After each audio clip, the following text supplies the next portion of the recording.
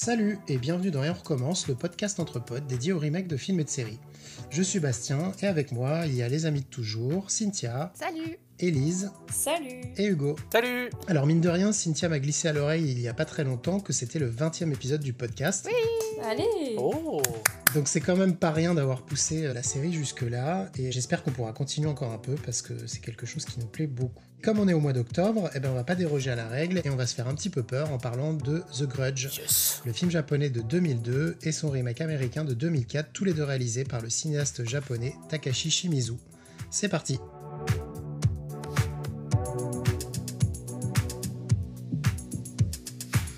À l'origine de cette saga, il y a un créateur, Takashi Shimizu, qui commence par quelques courts-métrages à la fin des années 90, Katasumi et 4444, en gros 4 puissance 5, Waouh. qui sont les prémices de l'histoire. En 2000, il réalise pour la firme Toei Video Ju-On the Curse, puis Ju-On the Curse 2, qui sont destinés principalement au marché vidéo. En gros, l'image est un peu crade, l'éclairage est sommaire, etc. Ce sont des petits succès inattendus. Donc là, je vais replacer un tout petit peu le contexte, parce qu'il faut savoir que 2 ans auparavant, en 1998, un autre film japonais avait fait un carton local et international. The Ring. Voilà. C'est ce qui marque plus ou moins le début d'un mouvement qu'on appellera la J-Horror, et qui permettra la production et l'exportation à l'international de nombreuses œuvres d'horreur japonaises. Les histoires sont souvent basées sur les yurei, j'espère que j'écorche pas les mots, littéralement des fantômes en japonais, qui sont dans les croyances japonaises des esprits ayant quitté leur corps mais qui ne sont pas montés au paradis car ils ont gardé leur chagrin, leur colère ou leur regret. Ces yurei sont souvent représentés avec de longs cheveux noirs, une robe blanche et n'ont pas de pieds. On parle aussi de l'onryo, plus assimilé à un esprit vengeur. C'est donc pour ça que les producteurs décident de parier sur Ju-On, qu'on pourrait traduire par malédiction et rancune.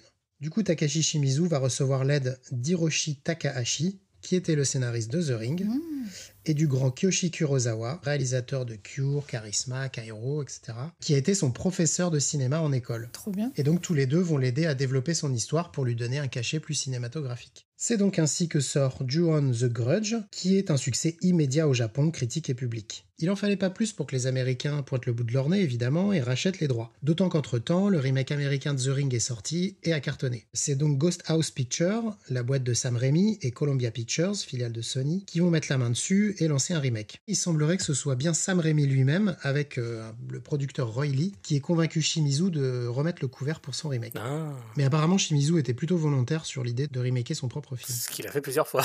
Oui, il l'a fait 150 fois. Il doit bien connaître son film. Entre-temps, Shimizu, il a déjà mis en boîte la suite de sa version japonaise, Ju-On the Grudge 2, qui est sorti peu de temps au Japon avant le remake US. Et pour Sam Raimi, par contre, il était hors de question de transposer l'histoire aux États-Unis. Je le cite, « La puissance du récit, son climat s'en serait trouvé appauvri. La peur qui naît du film naît aussi des lieux dans lesquels l'action se déroule. » On n'aurait pas dit mieux, Sam.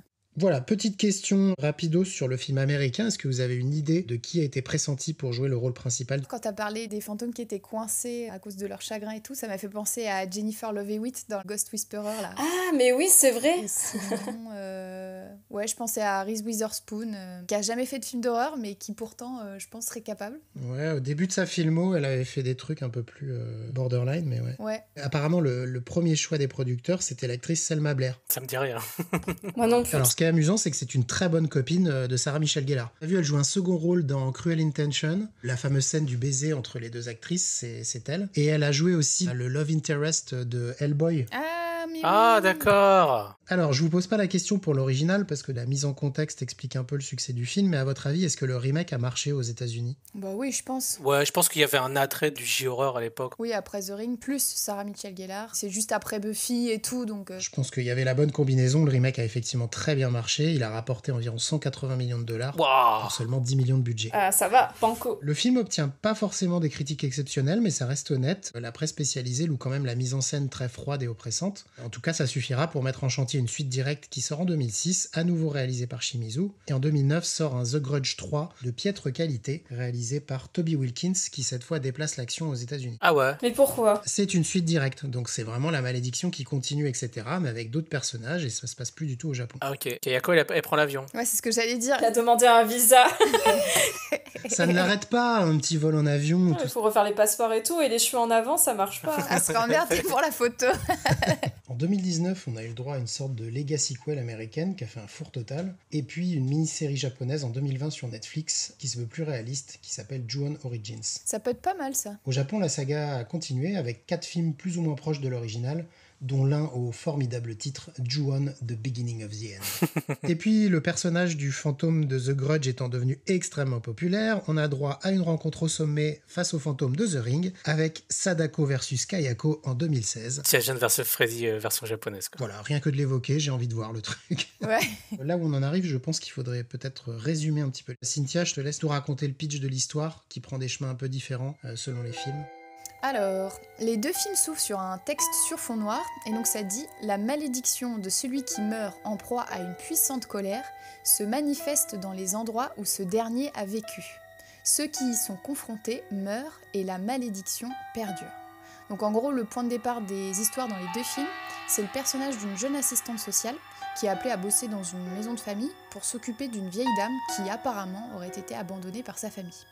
Et c'est peu après que la malédiction va se manifester et se propager à travers les fantômes d'un jeune enfant, Toshio, et de sa mère, Kayako.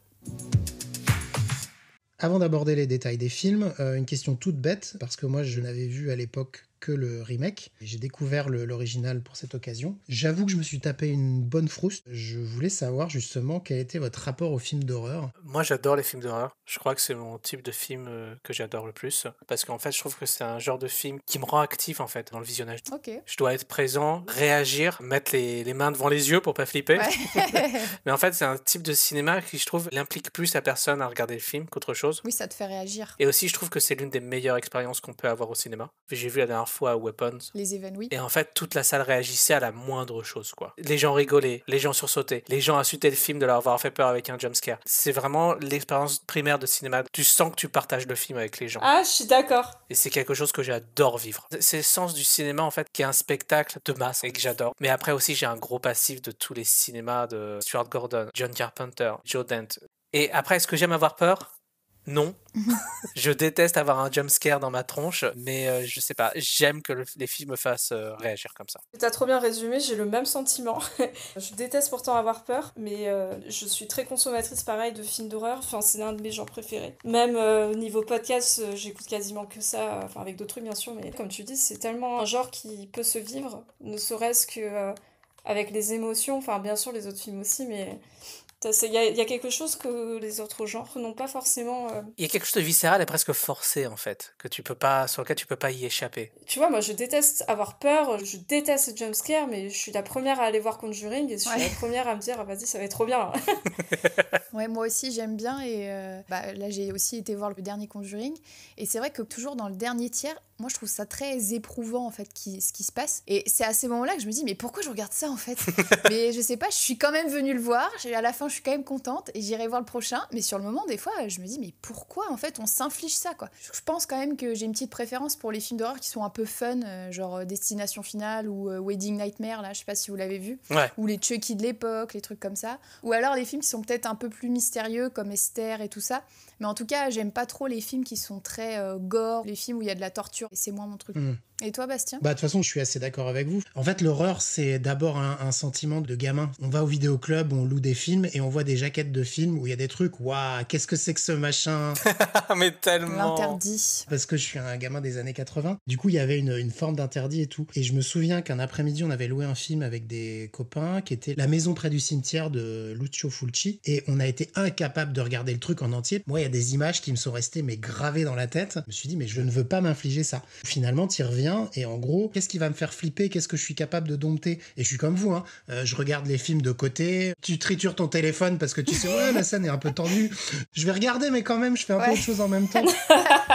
Puis au ciné, c'est pareil. Je me souviens d'avoir vu The Descent de Neil Marshall. Ah là là. Le trauma. Ah bah voilà, mais la séance était géniale parce que toute la salle réagissait au truc. T'as ceux qui rigolent mais nerveusement. Ah oui. Ça a été mon premier trauma de film, je pense. Ah ouais ? Parce que mon père m'a voulu me faire regarder, je devais avoir 13 ans. Il m'avait dit, ouais, c'est rien. Le mec, Il y a quoi. des petites créatures, mais rien de grave. Et moi, j'ai regardé ça un dimanche après-midi, tu sais, tranquille. J'en ai fait des cauchemars, mais vraiment tétanisés. Même à l'intérieur de l'horreur, c'est bourré de sous-genres. Et du coup, tu peux vraiment en avoir pour ton compte. Tu choisis ce que tu vas aimer. Alors. Et en fait, la peur, c'est un sentiment tellement primaire. C'est génial, en fait, de faire vivre ça aux gens. Ouais. Je crois que la dernière fois, j'ai été traumatisée au ciné, c'était pour Alien Romulus. Ouais. Bon, moi, j'ai pas vu dans les meilleures conditions, j'étais enceinte, donc c'était pas... Ah oui.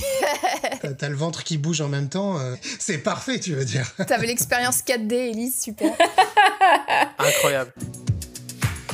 Pour situer un peu mieux les films, on va peut-être revenir très rapidement aux personnages, parce qu'il y a pas mal de similitudes et en même temps pas mal de différences. Le film est introduit par le personnage de Rika, joué par Megumi Okina, qui est donc la jeune assistante sociale. Et dans le film américain, c'est le personnage de Karen Denver, qui est joué par Sarah Michelle Gellar. C'est les deux personnages qui se ressemblent le plus entre les deux films, en tout cas dans leur rôle à l'intérieur de l'histoire. Elles sont à peu près le fil rouge qui permet de faire le lien entre les différents arcs. Les deux personnages aussi vont avoir un premier contact avec la malédiction à travers le personnage de Toshio, qu'elles vont d'abord essayer d'aider. Vous avez un avis, non, sur les actrices, sur Sarah Michelle Gellar J'ai pas de truc négatif comme positif. Je trouve que c'est une bon protagoniste qui fait bien avancer l'histoire. Ouais. Aucun des personnages dans les deux versions, je trouve, ne ressort comme un personnage principal ou... Il y a trop de personnages en fait, et du coup, c'est un bon personnage dans son utilité qu'elle a par rapport au film. Bah, quand même plus que dans le japonais. On la suit du début à la fin quand même, c'est la Final Girl. Donc tout se fait grâce à elle, c'est elle qui enquête. C'est un peu le fil rouge de tout le film. C'est vrai qu'elle a plus le fil rouge que le personnage de Rika dans la version japonaise. Bah oui, c'est ça, ouais. Surtout qu'en plus, certaines scènes qu'elle a dans le film américain, c'est des scènes que d'autres personnages ont dans le film japonais. Et ça, c'est le gros travail qui est fait justement dans l'américanisation du film. De simplifier d'une certaine manière l'intrigue pour la rendre plus claire. C'est peut-être d'ailleurs un point positif du remake. Bah après, moi je trouve que si on parle juste de l'actrice, en fait, moi j'adore Buffy, j'adore Sarah Michelle Gellar, mais en fait, je trouve qu'elle joue super mal en vrai. En fait, dans le film, je la trouvais pas spécialement convaincante. Alors je sais pas si c'est parce qu'elle a été dirigée par un japonais, donc ils avaient pas du tout la même langue, ils sont passés par des traducteurs et tout. Ah, je vois ce que tu veux dire. Est-ce qu'en fait c'est juste qu'elle joue mal? Je sais pas à quoi c'est dû ou si c'est juste moi. Mais c'est vrai que quand je regardais, je me disais, mais en fait, il y a plein de moments où elle a pas vraiment de réaction. On ressent rien de spécial, enfin je sais pas. Je la trouve pas trop mal, mais effectivement elle est un petit peu en retrait. Après, comme tu dis, Shimizu ne parlait pas anglais. Il s'est servi de ça pour justement avoir une relation un peu distanciée avec les acteurs et ne pas leur donner tant d'informations que ça en fait, pour jouer d'une certaine confusion. On est quand même sur des personnages américains qui sont au Japon, donc qui sont un petit peu perdus. Et après, par rapport à son personnage, je trouvais que c'était un peu le cliché de la cool girl, où elle avance carrément son réveil le matin pour avoir le temps de coucher avec son mec, elle met ses t-shirts propres dans son tiroir, et c'est un peu cliché, quoi, on va dire. Mais bon, après, c'est un film d'horreur, faut pas non plus trop en demander aussi. Le personnage est écrit pour un film américain, du coup, au-delà de son côté déraciné, il y a un truc où le cinéma américain a besoin de prendre le spectateur par la main. Oui, c'est ça, ouais. Un personnage comme celui de Rika au Japon, où effectivement on sait quasiment rien d'elle, on a très peu de contexte, et elle est malgré elle actrice du truc, c'est très déroutant. Je pense que les Américains ont dû se dire, oh là là, attends, il nous faut un point d'ancrage, ce sera ce personnage, ce sera Sarah Michelle Gellar, parce qu'elle est bien connue du public, etc. Oui, mais du coup c'est vrai que ça rend le truc beaucoup plus classique, parce qu'il y a vraiment une enquête quoi, qui est amenée par Karen, et effectivement, tu l'as dit, c'est beaucoup plus simple à suivre, mais ça rend le film peut-être un petit peu trop classique du coup, parce qu'on a vu ça dans The Ring en fait. Je pense qu'ils ont pas voulu trop déranger le public américain avec une suite narrative un peu plus classique. Alors, les autres personnages, je vais passer rapidement dessus. On a juste la famille Katsuya au Japon, qui est la famille Williams aux États-Unis. C'est les deux familles aussi qui introduisent l'histoire, mais sous forme de flashback. Les déroulés de leurs histoires sont relativement identiques. On a également l'inspecteur Toyama dans la version japonaise, qui est en gros un inspecteur qui a enquêté sur un meurtre originel mais qui ne fait plus partie de l'histoire et que les flics actuels vont venir chercher pour aller essayer de comprendre certaines choses.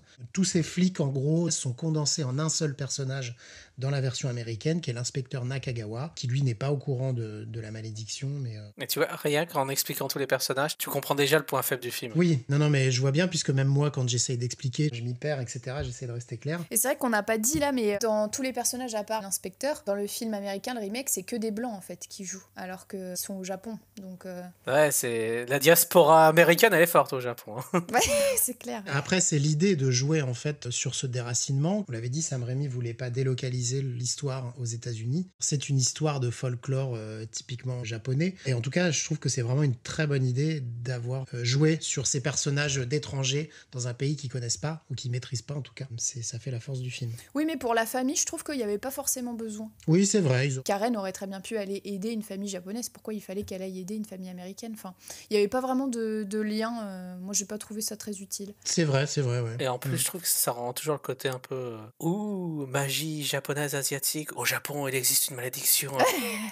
Je suis moi aussi entrée dans la maison, tout comme vous.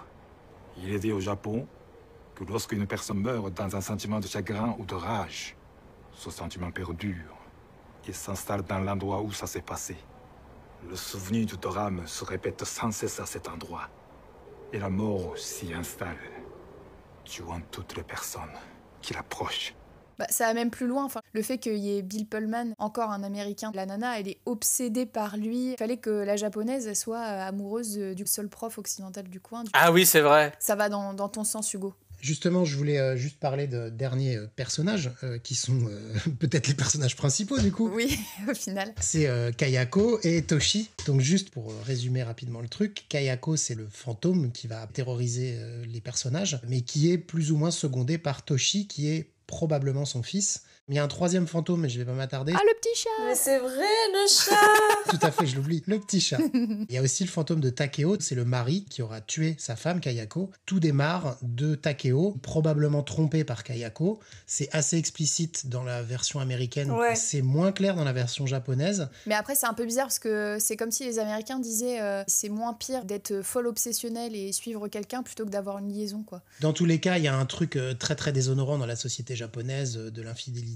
Ouais, voilà, c'est ça. Qu'est-ce que vous pensez de Kayako, le personnage, le fantôme de Kayako? Il vous fait peur et pas du tout? Il y a tous les trucs pour faire flipper. Effectivement, je trouve qu'elle fait flipper, mais je trouve que dans l'original, il y a certains moments où limite on peut avoir de la peine pour elle quand elle descend les escaliers à la fin et qu'on éprouve un petit peu de compassion. Et je trouve que comme le film commence quand même par un flashback où on voit plus ou moins son mari qui la tue, ça fait très expérimental un peu le début, ça fait flipper. Et du coup, tu te dis ah ouais merde, elle a été victime de la rage de son mari, Oui, quoi. Donc oui. on peut limite comprendre, bon même si c'est une malédiction, mais qu'elle voudrait se venger. Mais en tout cas, elle passe plus pour une victime, alors que dans le remake, elle passe juste pour une grosse cinglée obsessionnelle. On ne sait pas pourquoi elle s'est mise en tête que le mec était amoureux d'elle, elle est sur toutes les photos derrière, et donc du coup on peut se dire aussi derrière, bon bah c'est la folle encore qui est sous le joug de la malédiction et qui va tuer tout ce qu'elle peut. Donc du coup elle passe moins pour une victime. On a moins ce côté compassion, je trouve. Ouais, je vois ce que tu veux dire. Et après ouais, le côté quand elle descend les escaliers comme une espèce de migale et tout là, c'est super flippant. Ça devient presque un avatar de vengeance qui répète un peu cette malédiction par rapport à toutes les gens qui s'y intéressent et qui essaient peut-être de l'exorciser entre parenthèses. Ouais. C'est vrai que le problème dans le film américain, c'est que t'as juste l'impression de voir une résolution d'une maison hantée plus qu'autre chose. Oui,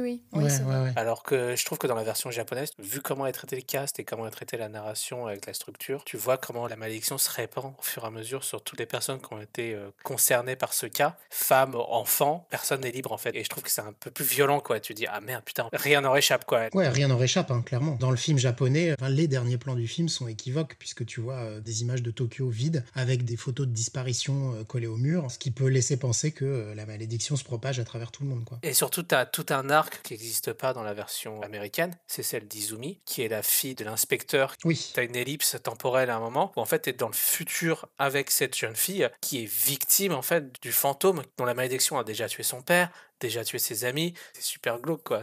Même une adolescente va pas en survivre. Et ça tu le ressens pas vraiment dans la version américaine parce que t'as vraiment la côté maison hantée. Oui, ça a été simplifié. C'est normal parce qu'en fait dans la version américaine tu ramènes des gens dans un environnement qui leur sont étrangers, qui est le Japon avec une culture japonaise, alors que dans la version japonaise tu sépares pas deux personnages avec deux croyances, t'es dans la réalité des gens, t'es dans leur temporalité, dans le quotidien qu'ils vivent. C'est là où c'est flippant, c'est que le quotidien peut te tuer en fait. Je trouve ça glauque. On va revenir un petit peu au film et à la mise en scène. Même si finalement on est proche d'une formule un peu à la The Ring, qui n'est pas révolutionnée ici, elle est poussée vers d'autres retranchements qui provoquent quand même une vraie forme de terreur à l'écran. Contrairement à une certaine vision du cinéma d'horreur américain qui joue aussi sur les respirations, un second degré, etc. Ici on est quand même sur des films où il n'y a pas beaucoup de répit, ça reste froid de bout en bout, probablement grâce à la mise en scène de Shimizu. Est-ce que vous avez justement des choses à dire sur Voilà, la manière de traiter l'histoire, de filmer, etc. De mes souvenirs, en tout cas, dans l'original, niveau visuel, je trouve que les caméras sont souvent très fixes. Il y a beaucoup de plans longs, et par rapport au remake, je trouve qu'ils ont rajouté un peu plus de dynamisme avec des caméras plus fluides. C'est un peu plus compréhensible parfois, mais c'est plus mon interprétation, c'est plus au côté un peu plus propre visuellement. Oui, il y a plus de moyens en plus, clairement. Oui, voilà. Après, c'est plus dans le rythme. Tu sens que vraiment le remake américain a vraiment voulu jouer sur les jumpscares plus que sur l'original. Après, je trouve qu'il marche très bien. Ouais, et pas tant que ça. Ah bon ? Non, mais je suis d'accord, il y a quelques jumpscares un peu foireux, mais, et c'est probablement ce qui est le plus issu du film original, c'est quand Shimizu refait ses scènes, on est moins sur du jumpscare, on est sur des irruptions assez contrôlées, avec, comme tu dis, des plans de caméra très fixes qui jouent sur la durée, ou des mouvements très amples. Oui, c'est vrai, oui. Qui d'un coup vont dévoiler, par exemple, le fantôme de Toshio au début. On est quand même sur un truc très appliqué, très simple, où la jeune fille ouvre le placard, va trouver un truc, et c'est la caméra qui panote doucement pour repasser devant elle et dévoiler derrière Toshio d'un coup qui est là, et wow, il y avait un gosse. Alors que c'est impossible qu'elle l'ait pas vu en plus, parce qu'il est devant ses yeux, quoi. C'est juste la caméra qui le voyait. Oui, clairement. Je trouvais ça très chouette, c'est la spatialisation du décor. C'est très facile de s'y repérer en tant que spectateur, on comprend très vite à peu près comment est organisée la maison, et du coup, on sait d'où peut venir une menace, un fantôme ou je sais Exactement, pas quoi. ouais. Ouais. Du coup, c'est ça que j'ai beaucoup aimé, c'est que t'as le côté un peu banalité. Tu as une maison, tu y vis, tu peux très bien te retrouver chez toi dans le même cas, à te dire, ah putain, qu'est-ce qu'il y a derrière cette porte ? On a tous raconté en préambule de l'enregistrement de ce podcast des histoires. On s'est fait flipper en matant les films et en disant, ah, c'est quoi ce petit grincement ou... Ah, grave. Au niveau son, moi, c'est ça que j'ai aussi énormément aimé. Le raclement de gorge, là. L'effet sonore qui a été... Je pouvais pas le faire parce que je le fais très mal. Matthew ? Matthew ?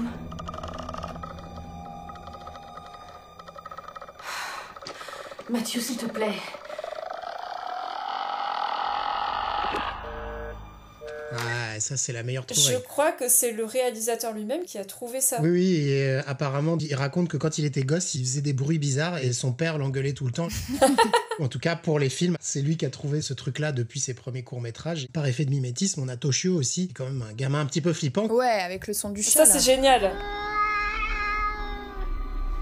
Mais c'est flippant en fait, ça pourrait être ridicule, mais c'est tellement bien fait que ça fait flipper. Non, mais je trouve ça aussi très chouette, cette idée d'avoir mis l'horreur dans le quotidien et dans l'intime. Ouais. Comme tu disais, Élise, tout se passe dans une maison, c'est quand même le summum de l'intimité. Oh, même la scène de la douche, là. Oh mon dieu, horrible. Ouais, ce Horrible. passage avec la main de Kayako qui apparaît dans les cheveux du personnage pendant qu'elle se fait un shampoing. Moi, ça m'a mis des frissons, enfin... Et l'image est devenue tellement culte que c'est devenu l'affiche du film de 2019. Mais ça, c'est un vrai traumatisme, en fait, depuis que je l'ai vu quand j'étais gamin. Moi, j'avais un énorme souvenir de la scène de Suzanne ou Hitomi. Elle reçoit un coup de fil de son frère qui lui dit qu'il est là et tout, donc elle va lui ouvrir. Il n'y a personne. Au téléphone, il y a le râle de Kayako qui se met à retentir. Elle se barre se coucher dans son lit. Et là, il y a un truc hyper enfantin. Quand on est un enfant, on part du principe que si on ne me voit pas, je peux pas être vu. Ah, la couette. Et là, tout est renversé parce que Kayako surgit de sous la couette elle-même et c'est terrifiant. Ah, c'est horrible. Ouais. Je trouve que c'est encore plus flippant que dans la version japonaise où elle regarde la télé, t'as le journal et la télé glitch, elle se brouille et tu commences à entendre le râle de Kayako en même temps. C'est...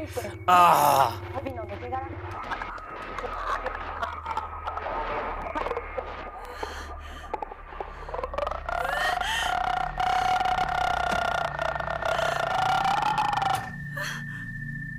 Ah, c'est ça, il y a autant une trouvaille visuelle qui est peut-être plus simple que The Ring sur le personnage de Kayako, mais en tout cas, il y a tout l'apport du travail sur le son qui est assez génial. Ah oui. Par exemple, j'ai très peu de souvenirs de la musique du film japonais. Ça m'a pas marqué, il y a presque pas de musique, c'est très léger, quoi. Non, j'allais le dire, le traitement du son dans la version japonaise, des sons d'ambiance, ils sont presque, je sais pas si c'est la version qu'on a vue, mais ils sont presque binauraux, c'est-à-dire tu repères d'où ils viennent de droite à gauche et c'est un peu flippant. C'est oppressant là-dessus. Oui, parce qu'à l'inverse, le film américain a quand même beaucoup plus de musique. Ça se ressent beaucoup. Il n'y a pas besoin, en fait. La tension est déjà là. Et en fait, il faut rajouter de la musique pour surdramatiser les choses.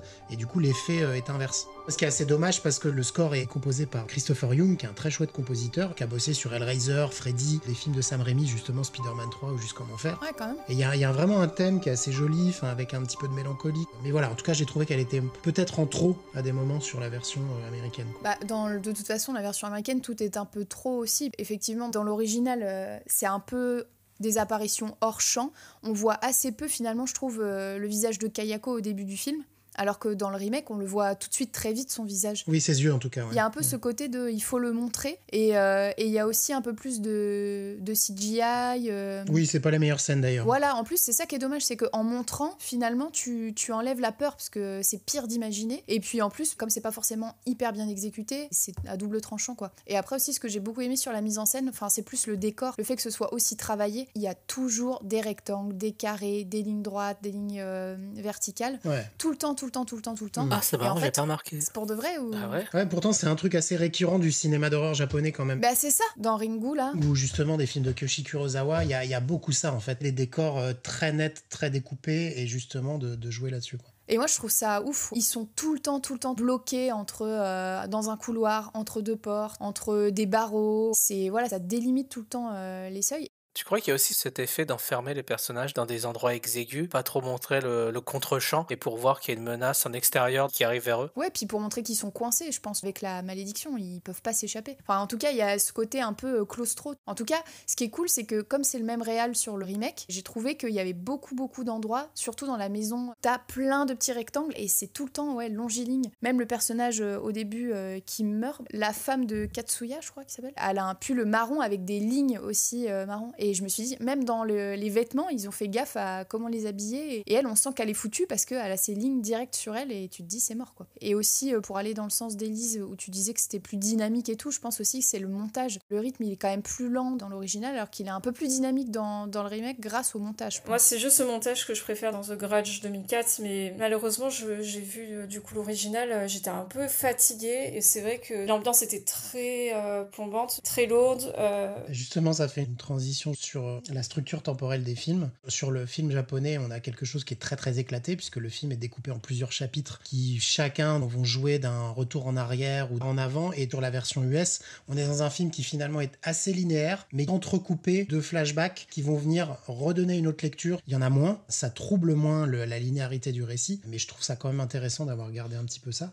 Est-ce que vous avez quelque chose à en dire? C'est marrant parce que je dirais plus que le japonais a une version plus linéaire. Ah ouais? Parce qu'en fait, chronologiquement, les choses se passent, à part le passage avec Izumi qui est une espèce de flash-forward, puis après tu reviens dans le passé avec Rika. Alors que la version américaine, ça s'ouvre avec le suicide de Bill Pullman, puis après t'as la meuf qui se fait tuer dans le grenier, puis après t'as Rika, puis après t'as la famille dans le passé. Je sais pas, je trouve quand même assez éclaté quoi le film US. Ah, moi j'ai trouvé plus simple à suivre. Ah ouais, non, c'est clair. Ah c'est marrant, chronologiquement j'ai eu plus de facilité avec la version japonaise. Et t'as vu lequel en premier, Hugo? L'américain. Ah, c'est peut-être pour ça. Peut-être qu'effectivement, suivant comment tu le découvres, comme tu connaissais déjà l'histoire, quand t'as vu la version japonaise, t'étais pas perdu puisque tu savais déjà ce qui allait se passer. Sauf à part avec le passage avec Izumi où j'étais perdu, je comprenais pas ce qui se passait. Oui, parce qu'il y a pas ça dans le remake, il y a pas de futur. Ouais. Je pense qu'effectivement, si tu commences par le japonais, quand tu regardes l'américain, tu comprends mieux. Mais de façon objective, le film est quand même plus simple à comprendre dans la version américaine. Ah ouais. Je pense que Shimizu a dû se plier quand même à l'exercice de réécrire son scénario. Oui. Le scénariste est américain, hein. Il a forcément pris le matériau de base et s'est dit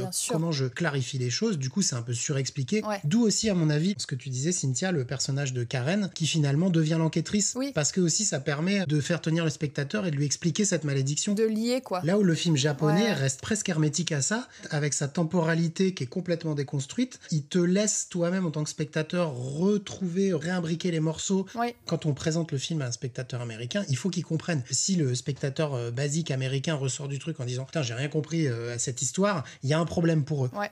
Alors que, à mon avis, les côtés Japon, ils écrivent comme ils ont envie de l'écrire et ils se posent pas la question, enfin, en tout cas pas à ce point-là, de savoir si le spectateur va tout comprendre. Mais du coup, je trouve que c'est un tout petit peu dommage parce que dans la version japonaise, on s'attache un peu moins aussi au personnage. Même si Rika, à la fin, on est quand même un peu triste, spoiler, qu'elle meurt. Mais du coup, on s'attache quand même moins parce que comme on essaye de plus réfléchir, on est un peu moins dans l'émotion peut-être que dans le remake où déjà on a une héroïne qu'on connaît, enfin l'actrice on la connaît, donc forcément on s'attache à elle direct. Et en plus, on la suit tout le film. Moi, en vrai, j'aime bien quand c'est un peu éclaté comme ça et où tu te poses des questions tout le long parce que il y a quand même une sorte de petit challenge / fierté quand tu comprends. Mais c'est vrai que le fait de comprendre tout du premier coup, c'est aussi cool pour ressentir des émotions et un peu plus d'empathie avec les persos, quoi. Il y a aussi un petit truc que j'ai noté, c'est que vu que le film américain joue sur le principe de l'isolement, donc des personnages qui sont déracinés, qui entrent dans une autre culture, il y a quand même plusieurs scènes où Sarah Michelle Gellar cherche son chemin, il y a l'autre personnage de Cléa Duval qui est au supermarché, qui sait pas trop quoi acheter, elle dit à son mari d'ailleurs qu'elle est un peu en dépression, qu'elle est paumée. Elle est solo, ouais. Et donc du coup, il y a vraiment un truc qui joue sur le sentiment d'isolement, mais qui est très féminin. Oui. Les deux américaines sont venues au Japon pour suivre leur conjoint, rejoint en plus. C'est même finalement le personnage de Kayako qui va être obsédé par un de ses profs. Et ça aussi, c'est un truc qui vient isoler le personnage sur un sentiment caché. Enfin, c'est intéressant en tout cas ce que le film raconte un petit peu à ce niveau-là, quoi. Jenny, tu es sûre que tout va bien? Qu'est-ce qu'il y a? Je suis allée faire un tour hier. Juste comme ça, pour voir. Et j'étais totalement perdue. Je n'ai rencontré personne qui parlait ma langue et aurait pu m'aider. Ça va très vite s'arranger. Je te le promets. Oui, mais après, c'est vrai que dans le film japonais, dès le début, la femme de Katsuya, Oui, Katsuya. elle est femme au foyer, en fait. Et tu sens aussi qu'elle est très seule. Donc elle a pas ce côté perdu dans une nouvelle culture. Elle doit s'occuper de sa belle-mère, mais son mari, il a l'air d'en avoir un peu rien à faire. Donc elle est vraiment isolée. Elle a pas d'enfant, elle a rien, elle se retrouve solo dans sa maison. Dans le remake, par contre, même si elles sont perdues, bon, elles peuvent compter sur leur mari, quoi. À chaque fois, ils leur disent si tu te sens pas bien, on pourra repartir, etc. Mais c'est vrai qu'il y a quand même un truc où elles sont très seules. C'est cool d'avoir mis ça et aussi d'être aussi perdu que le personnage. Ah, carrément. Et ça, c'est pas mal. Franchement, c'est la bonne idée du film. Le fait d'avoir vraiment gardé tout ça au Japon, c'est super. Sinon, on aurait perdu en fait toute cette ambiance. Ouais, je pense qu'on se serait retrouvé avec un film quand même assez basique qui serait trop allé sur les terres du cinéma d'horreur américain avec ces histoires de fantômes qu'on a déjà vu beaucoup. Et franchement, les films sont interchangeables, quoi. C'est ça. Alors, on va conclure, je pense, et vous allez nous dire si vous avez préféré l'un des deux films. Faudrait que je retente de le revoir, surtout, mais par principe de compréhension, je suis plus sur The Grudge 2004. Je trouve que c'est un peu plus narratif, mais aussi parce que c'est plus grand public. Même si je suis d'accord avec toi, Cynthia, je trouve pas que l'actrice joue suprêmement bien, mais je trouve que ça va avec le type de film qu'on regarde. Pour moi, ça me va très bien. Ouais, je pense que j'ai préféré quand même... le remake. Okay. Après, je préfère largement l'atmosphère de l'original. Je trouve beaucoup plus expérimental. Il y a quand même quelque chose que le remake manque un peu là-dessus.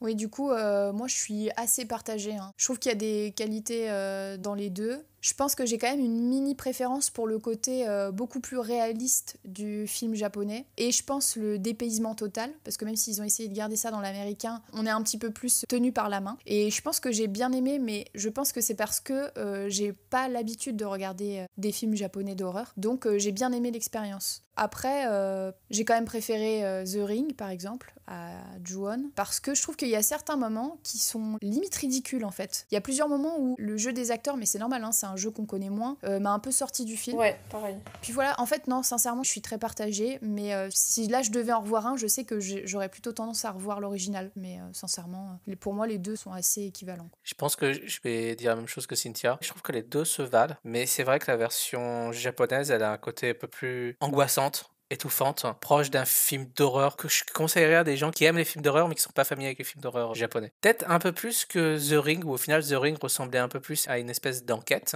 qui conduit à un climax d'horreur, alors que là, dès le début, en fait, on est enfermé dans une horreur et en fait, t'as pas un jump scare, mais tu vois Kayako toutes les 10 minutes. Tu t'en échappes pas, en fait. Comme les personnages du film, le spectateur est complètement oppressé par cette présence tout le long du film. Sans les tropes que peut sortir la version américaine, qui est un peu plus classique dans le terme de film d'horreur. Donc, j'aurais quand même une préférence pour la version japonaise. Ok. Et toi, Bastien ? Je pense qu'on est tous à peu près du même avis, c'est-à-dire que les deux films se valent d'une certaine manière. Je veux dire, on n'est pas du tout face à un remake raté. Ouais, je suis d'accord. Oui. Ils ont eu les bonnes idées, ils ont traité correctement l'histoire, de jouer sur le principe du déracinement, etc. Ça reste un bon remake qui, même s'il décalque un petit peu, arrive à raconter autre chose. Et du coup, la version japonaise, j'ai eu peur de me retrouver un peu face au même film avec moins de moyens. Et en même temps, je trouve que c'est justement cette espèce de dénuement de l'histoire, l'épure, la simplicité avec laquelle ça s'inscrit dans le quotidien et la structure temporelle qui, comme tu l'as dit, Hugo, fait que le film tient un rythme, en fait. Kayako va réapparaître régulièrement et du coup, on a ce sentiment d'oppression, de la malédiction qui revient comme ça, qui attrape quasiment tous les personnages et on se dit putain, on va jamais en sortir, quoi. Tout le monde se fait emporter et c'est un petit peu ce qui se passe à la fin du film. L'épilogue est quand même assez explicite, même s'il y a de nombreuses suites. Oui. Ce côté d'aller propager l'horreur dans la banalité du quotidien, dans l'intimité, je trouve que c'est vraiment une chouette idée qui est assez propre au J-horror, quoi. Mais du coup, voilà, c'est pareil, je pense que j'ai une petite préférence au final pour la version asiatique. Peut-être aussi parce que on était 8 ans après le premier Scream, on avait bouffé du slasher, du cinéma d'horreur américain dans tous les sens. Et aujourd'hui, de redécouvrir le film japonais, je trouve ça rafraîchissant d'une certaine manière, même si le film a un peu moins de moyens. Les zones d'ombre, l'impression, la mélancolie très japonaise, ça me plaît beaucoup. Bon, et bien merci à tous les trois pour votre participation. Merci. Merci. Merci à toi, Bastien. Merci aux personnes de l'ombre pour leur précieuse aide. Si vous voulez revoir les films, sachez que le remake américain de The Grudge est dispo sur HBO Max, ainsi que sa suite. La version japonaise de 2004 est malheureusement plus difficile à trouver, mais il existe des copies physiques évidemment, et une version VOST sur YouTube. Merci d'avoir écouté cet épisode, n'hésitez pas à vous abonner et à noter le podcast pour qu'il gagne en visibilité, et on vous dit à très bientôt.